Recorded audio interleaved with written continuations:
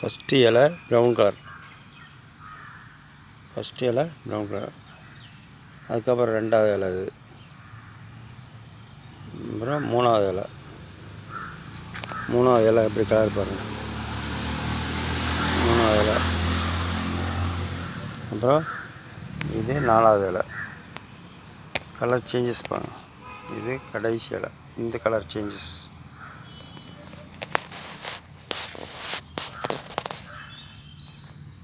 ரொம்ப டார்க் ஆயிரு, dark colour. See the difference.